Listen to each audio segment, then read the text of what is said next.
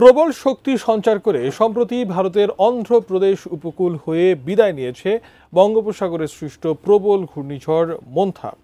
এর রেশ কাটতে না কাটতেই চলতি মাসে বঙ্গোপসাগরে আরও একটি ঘূর্ণিঝড় সৃষ্টি হতে পারে বলে জানিয়েছে আবহাওয়া অধিদপ্তর। তবে এই ঘূর্ণিঝড় নিয়ে নতুন বার্তা দিয়েছেন আবহাওয়াবিদ মোস্তফা কামাল পলাশ। সেই সঙ্গে তীব্র শীত নিয়ে সতর্কবার্তা দিয়েছে আবহাওয়া বিভাগ। বিস্তারিত জানাচ্ছেন শেখ ফরিদ।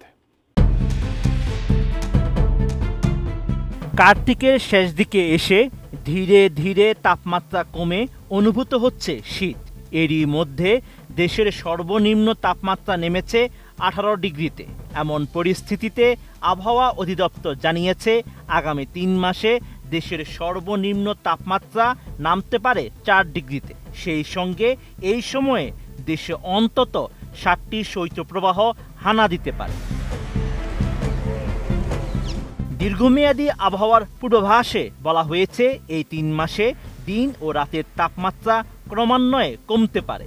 এছাড়া শেষ রাত থেকে সকাল পর্যন্ত দেশের উত্তর, উত্তর পশ্চিমাঞ্চল, মধ্যাঞ্চল ও নদ নদী অববাহিকায় মাঝারি থেকে ঘন কুয়াশা এবং অন্যত্র হালকা থেকে মাঝারি ধরনের কুয়াশা পড়তে পারে। ঘন কুয়াশার কারণে দিন ও রাতের তাপমাত্রার পার্থক্য কমে আসতে পারে এবং এতে শীতের অনুভূতি বাড়তে পারে। RICL TMX, যুগের পর যুগ স্থাপনা থাকে মজবুত। এদিকে চলতি মাসে বঙ্গোপসাগরে আরও একটি ঘূর্ণিঝড় সৃষ্টি হতে পারে বলে জানিয়েছে আবহাওয়া অধিদপ্তর। তবে এই মাসের 21 তারিখ পর্যন্ত সাগরে এই ঘূর্ণিঝড় সৃষ্টির শঙ্কা নেই বলে জানিয়েছেন কানাডার সাসকাচুয়ান বিশ্ববিদ্যালয়ের আবহাওয়া ও জলবায়ু বিষয়ক গবেষক মোস্তফা কামাল পলাশ। সামাজিক মাধ্যম ফেসবুকে এক পোস্টে এমনটাই জানিয়েছেন পলাশ।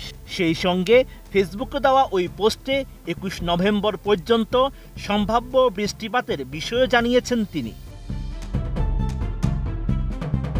ফেসবুকে পলাশ লিখেন, সর্বশেষ পূর্বাভাস অনুযায়ী চলতি মাসের 21 নভেম্বর পর্যন্ত উত্তর বঙ্গোপসাগরে কোনো ঘূর্ণিঝড় সৃষ্টির আশঙ্কা নেই।